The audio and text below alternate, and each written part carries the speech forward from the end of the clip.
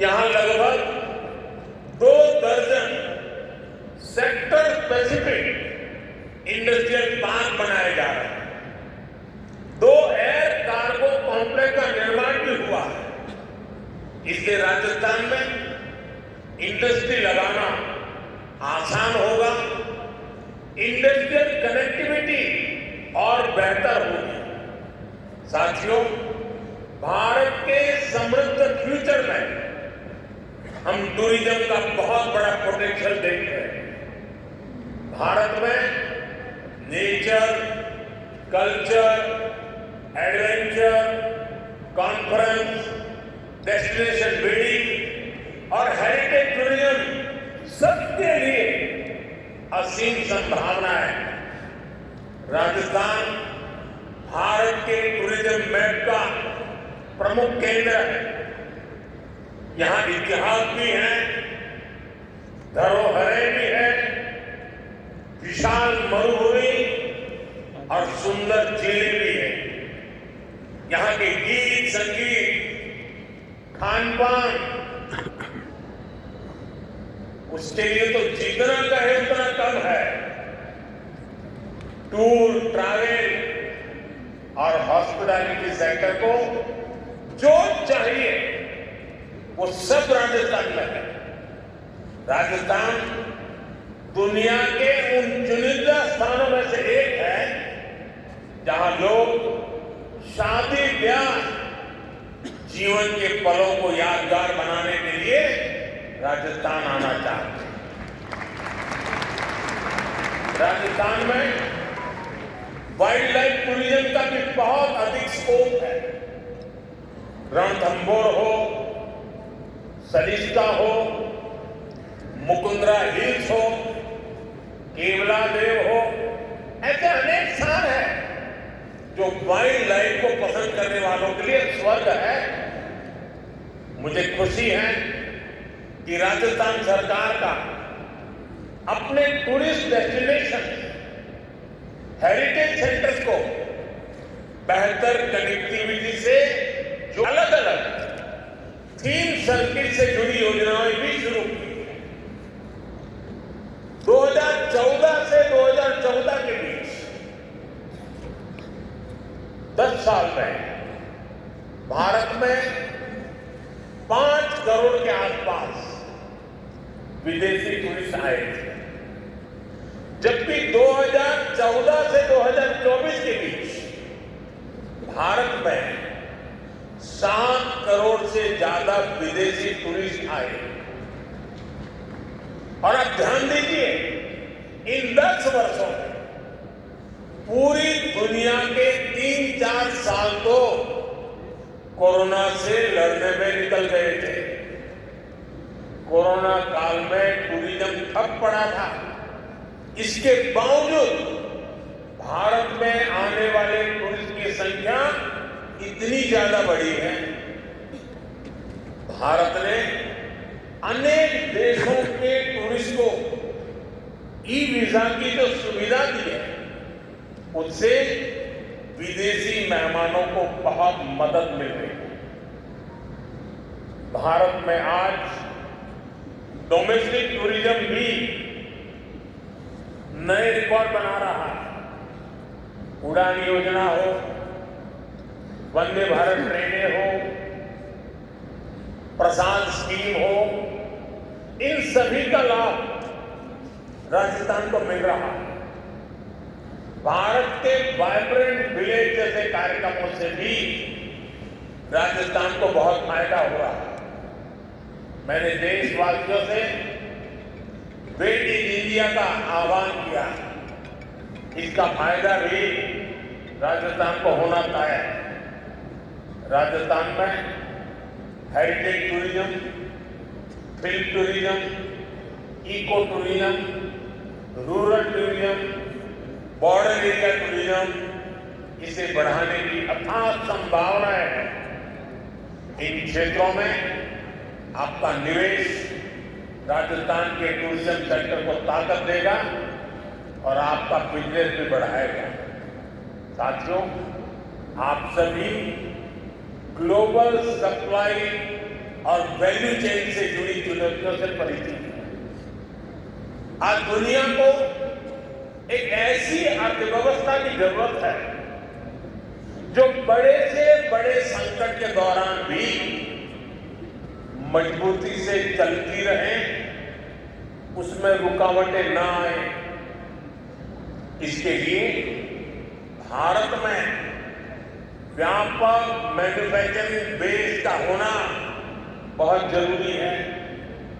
ये सिर्फ भारत के लिए ही नहीं बल्कि दुनिया की इकोनॉमी के लिए भी आवश्यक है। अपने इसी दायित्व को समझते हुए भारत ने मैन्युफैक्चरिंग में आत्मनिर्भरता का एक बहुत बड़ा संकल्प लिया है। भारत अपने मेक इन इंडिया प्रोग्राम के तहत लो कॉस्ट मैन्युफैक्चरिंग पर बल दे रहा है। भारत के पेट्रोलियम प्रोडक्ट्स, भारत की दवाएं और वैक्सीन, भारत का इलेक्ट्रॉनिक सामान, इसमें भारत की रिकॉर्ड मैन्युफैक्चरिंग से दुनिया को बहुत बड़ा फायदा हो रहा है। राजस्थान में से भी बीते वर्ष करीब 84,000 करोड़ रुपए का एक्सपोर्ट हुआ है, 84,000 करोड़ रुपए। इसमें इंजीनियरिंग गुड्स, जेम्स और jewellery, textiles, handicraft, agro food products भी शामिल हैं। साथियों, भारत में मैन्युफैक्चरिंग बढ़ाने में पीएलआई स्कीम का रोल भी लगातार बढ़ता जा रहा है। आज इलेक्ट्रॉनिक्स, स्पेशलिटी स्टील, ऑटोमोबाइल्स और auto components, solar PV, pharmaceutical drugs, इन सेक्टर्स में बहुत अधिक उत्साह करोड़ रुपए का इन्वेस्टमेंट आया है। करीब 11 लाख करोड़ रुपए के प्रोजेक्ट बने और एक्सपोर्ट में 4 लाख करोड़ रुपए की बढ़ोतरी हुई है। लाखों युवाओं को नए रोजगार भी मिले। यहां राजस्थान में भी ऑटोमेटिव और ऑटो कंपोनेंट इंडस्ट्री का अच्छा बेस तैयार हो चुका है। इलेक्ट्रॉनिक्स मैन्युफैक्चरिंग के लिए भी जो जरूरी इंफ्रास्ट्रक्चर की जरूरत है वो भी राजस्थान में उपलब्ध है। मैं सभी निवेशकों से आग्रह करूंगा, इन्वेस्टर से आग्रह करूंगा, राजस्थान के मैन्युफैक्चरिंग पोटेंशियल को भी जरूर एक्सप्लोर करें। साथियों, राइजिंग राजस्थान की बहुत बड़ी ताकत है एमएसएमई। एमएसएमई के मामले में एमएसएमई पर अलग से एक कॉन्क्लेव भी होने जा रहा है। राजस्थान के 27 लाख से ज्यादा छोटे और लघु उद्योगों में काम करने वाले 50 लाख से ज्यादा लोग राजस्थान के भाग्य को बदलने का सामर्थ्य रखते हैं।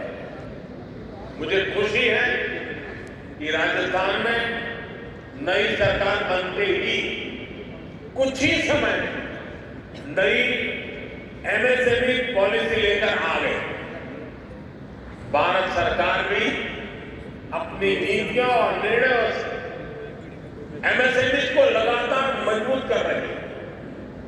भारत के एमएसएमई सिर्फ भारत ही नहीं बल्कि ग्लोबल सप्लाई और वैल्यू चेन को सशक्त करने में बड़ी भूमिका निभा रहे हैं।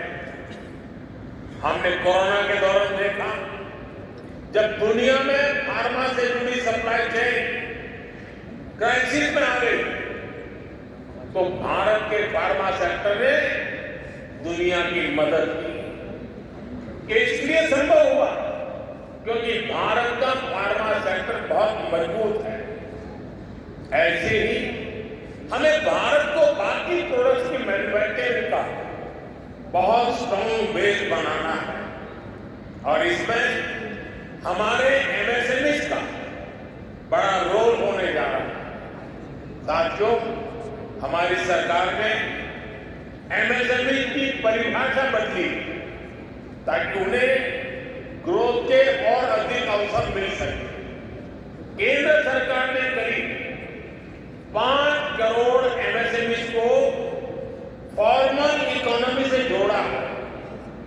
इससे इन उद्योगों के लिए एक्सेस टू क्रेडिट आसान हुआ।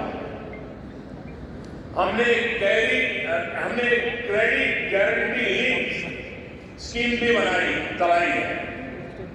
इसके तहत छोटे उद्योगों को करीब 7 लाख करोड़ रुपए की मदद दी गई। बीते दशक में एमएसएमई के लिए क्रेडिट फ्लो 2 गुना से अधिक बढ़ चुका है। साल 2014 में जहां ये करीब 10 लाख करोड़ रुपए होता था, आज ये 22 लाख करोड़ रुपए से ऊपर जा चुका है। इसका राजस्थान भी बहुत बड़ा लाभार्थी रहा है। एमएसएमई की ये बढ़ती ताकत राजस्थान के विकास को